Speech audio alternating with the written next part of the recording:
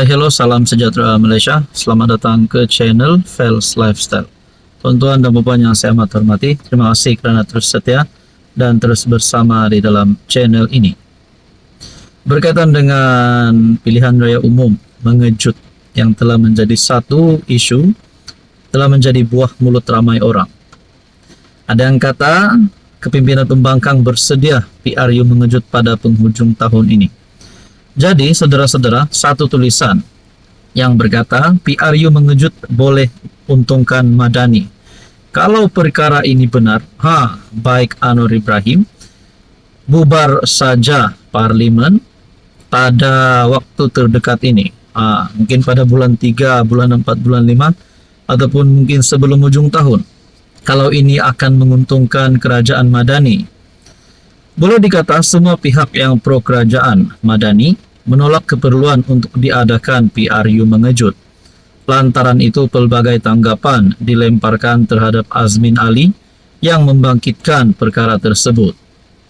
Antaranya, ia dikatakan untuk menutup kedudukan bersatu yang sedang bermasalah.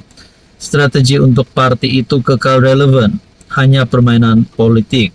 Blok pembangkang sudah habis modal dan pelbagai lagi. Pendeknya, mereka yang pro kerajaan menolak sama sekali kemungkinan PRU mengejut akan diadakan.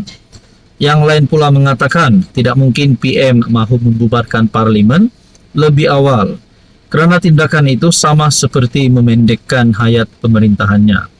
Kata mereka, elok-elok PM dapat berkuasa selama 5 tahun, kenapa mahu dipendekkan dengan mengadakan PRU mengejut? Memanglah secara logiknya tidak mungkin atau saja-saja PM akan membubarkan Parlimen lebih awal sebelum 2027. Melainkan jika ada asas yang kukuh untuk berbuat demikian. Sudah dinyatakan sebelum ini, PRU mengejut antaranya adalah pilihan terakhir bagi PM jika beliau tidak mampu bertahan lagi. Di Sabah misalnya, telah banyak kali Ketua Menteri mengambil keputusan membubarkan DUN lebih awal bagi memaksa PRN mengejut lantaran agresifnya cubaan untuk menjatuhkan kerajaan negeri. Pokoknya daripada dijatuhkan, lebih baik sama-sama bersaing kembali merebut undi rakyat.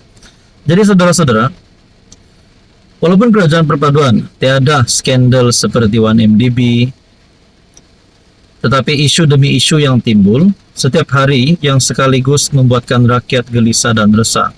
Ia juga adalah skandal yang menyebabkan sokongan makin terhakis. Sebelum hakisan itu merobohkan tebing, mengadakan PRU mengejut adalah jawaban untuk memanjangkan hayat kekuasaan. Apa komen Anda?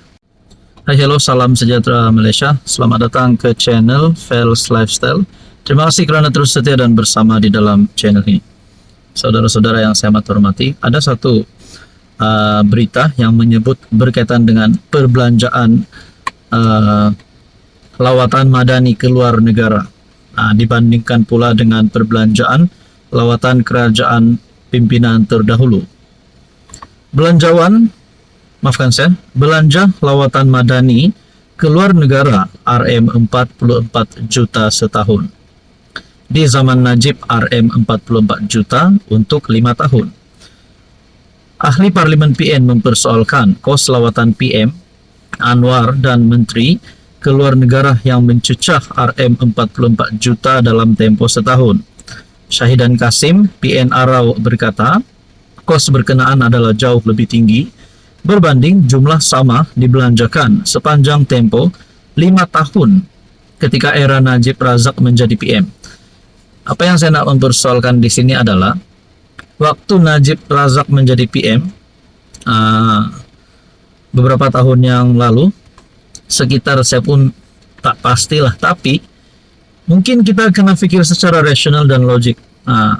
Kos dan seluruh kos perbelanjaan lah pada ketika itu dan seluruh kos perbelanjaan pada ketika ini sudah pasti tidak sama perbelanjaannya.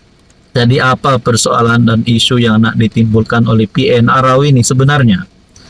Oleh itu, dia menuntut penjelasan apakah angka ini adalah tepat ataupun sebaliknya. Semasa saya menjadi menteri dulu, menteri di Jabatan Perdana Menteri, jumlah keluar negara, yaitu terdiri daripada perbelanjaan menteri kabinet, dan juga Perdana Menteri Keluar Negara pada masa itu selama 5 tahun 2008 hingga 2013 sebanyak Rm44 juta. Maknanya dari 2008 hingga 2013, dan kos perbelanjaan pada ketika itu tidak bolehlah kita samakan kos perbelanjaan pada hari ini. Jadi saudara-saudara, adakah di sini PN Narau ataupun kepimpinan pembangkang coba untuk memerangkap Anwar Ibrahim dan Menteri, ataupun coba untuk menimbulkan isu bahwa kerajaan hari ini menyeleweng dana? Nah, itu menjadi persoalannya. Jadi Syahidan bagaimanapun gagal memaklumkan jumlah kos lawatan luar negara Najib dan rombongannya dalam tempo 5 tahun bernilai Rm44,1 juta, tidak mengambil kira lawatan oleh menteri kabinet lain yang di bawah pentadbirannya. Apa komen Anda? Hai, hello, salam sejahtera Malaysia. Selamat datang ke channel Fels Lifestyle. Terima kasih kerana terus setia dan bersama di dalam channel ini. Apa yang akan berlaku di antara hubungan antara Mahathir dan juga Anwar Ibrahim? Walaupun kita dapat lihat seringkali ada saja perbalahan, tapi sudah pasti ada penyokong, sama ada penyokong Anwar ataupun penyokong Mahathir. Mungkin ada yang mahu mereka berdamai. Saya sendiri pun kalau Mahathir dan Anwar berdamai rasanya tidak ada masalah pun. Tapi ini satu tulisan yang saya lihat daripada Syabuddin Husin bertarikh 20 Februari. Jika rasa tak upaya heret Tun Mahathir ke mahkamah, Anwar wajar pilih untuk berdamai. Apa Tun Mahathir Mohamad mahu berdamai dengan Anwar? Dalam temu bual dengan sebuah podcast, bekas Perdana Menteri 2 kali itu secara terbuka menyatakan kesediaannya untuk berdamai dengan Perdana Menteri. Maknanya Tun Mahathir melalui tulisan dan artikel ini bersedia untuk berdamai dengan Anwar Ibrahim. Jelas beliau banyak isu negara dapat diselesaikan secara bersama jika mereka berdua dapat berdamai semula. Saya fikir kalau kita bincang, kita boleh selesaikan banyak masalah. Masalah ekonomi, masalah politik, masalah sosial, masalah pribadi pun boleh selesai. Namun tegas Mahathir, berdamai itu ada syaratnya. Katanya syarat untuk berdamai itu ialah Anwar perlu menarik balik tuduhan yang menuduh beliau mencuri duit negara. Jadi maknanya, adakah di sini saya nak buat satu persoalan lah dan pertanyaan. Adakah di sini Tun Mahathir takut berkaitan dengan tuduhan Anwar yang bahwa beliau mencuri duit negara, menuduh beliau mencuri duit negara? Bila Mahathir takut lalu beliau ingin berdamai dengan Anwar supaya kes ini tidak menjadi satu perkara yang boleh membuat Mahathir berisiko untuk masuk penjara dan disaman. Nah, jadi ini menjadi pertanyaan lah.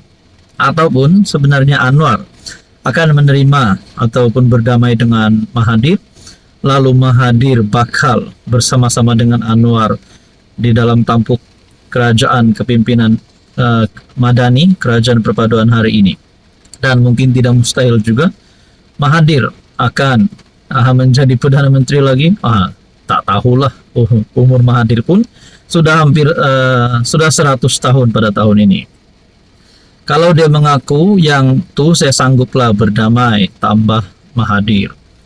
Sebelum ini di sebalik Anwar kerap kali mengungkapkan serangan sakau terhadapnya, bekas PM itu pernah mencabar Anwar untuk memberitahu keberadaan wang kerajaan yang didakwa dicuri dan dimiliki beliau.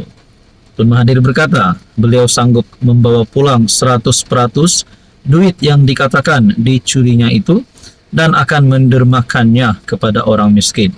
Namun Anwar perlu memberitahu di mana duit itu terlebih dahulu. Mungkin ada di Bank Switzerland.